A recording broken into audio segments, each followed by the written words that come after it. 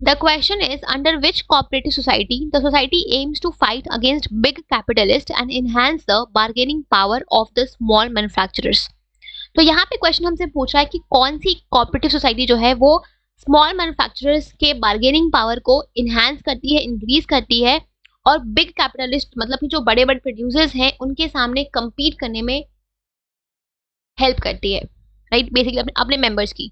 तो यहाँ पे जिस कोऑपरेटिव सोसाइटी की बात की जा रही है वो है आपका प्रोड्यूसर्स कोऑपरेटिव सोसाइटी।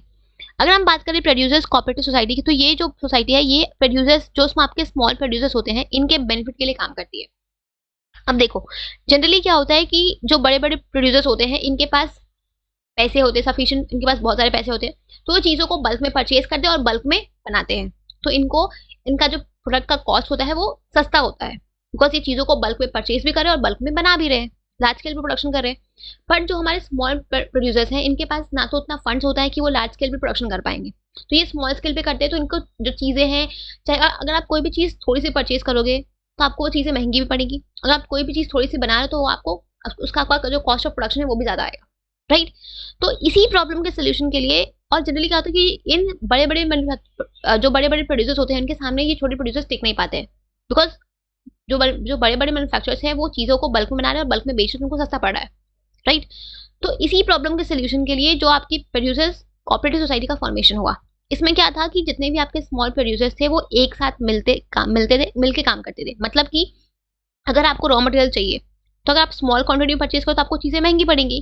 तो यहाँ पे जितने भी आपके प्रोड्यूसर्स हैं, आप जितने भी आपके मेंबर्स हैं, सब प्रोड्यूसर्स ही होंगे, राइट।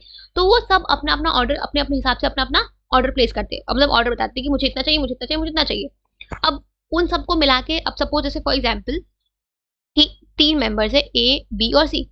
ए को चाहिए 200 यूनिट, बी को चाहिए 300 यूनिट और सी को चाहिए 400 यूनिट।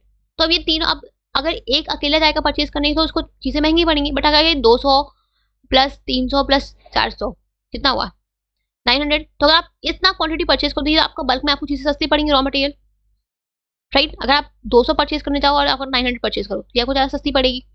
तो ये क्या करते थे, ये तीनों जो है अपने अपने अकॉर्डिंग, अपने अपने डिमांड के अकॉर्डिंग जो रॉ मटेरियल से उसको बल्क में परचेज करते थे और अल्टीमेटली अपने बीच में अपने हिसाब से ले लेते थे, राइट।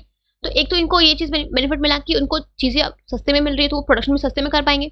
उसके अलावा जिनके पास शॉर्टेज ऑफ फंड्स होता था तो पैसे नहीं, इतने तो पैसे होते नहीं थे कि वो हाई एंड टेक्नोलॉजीज को अफोर्ड कर पाए, तो ये सारे मिलके आपस में एक साथ मिलके कंट्रीब्यूट करके, अगर कोई टेक्नोलॉजी चाहिए, कोई मशीन चाहिए, कोई इक्विपमेंट चाहिए, ठीक है, उसको वो परचेज कर देते और फिर अपने साथ मिलकर अपने साथ शेयरिंग करके अपना यूज करते थे, राइट।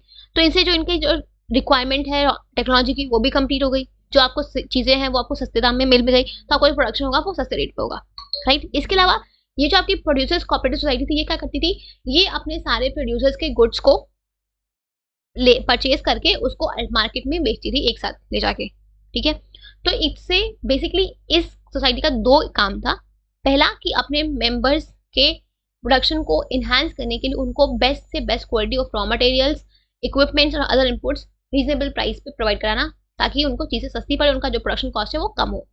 इसके अलावा जो भी वो गुड्स बना रहे हैं उसको वो परचेज करके मार्केट में बेचने का काम करते थे, ये producers cooperative society, right.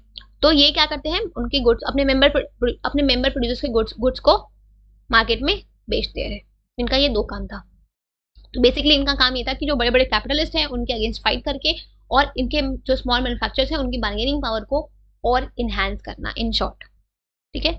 So answer will be your producers cooperative society.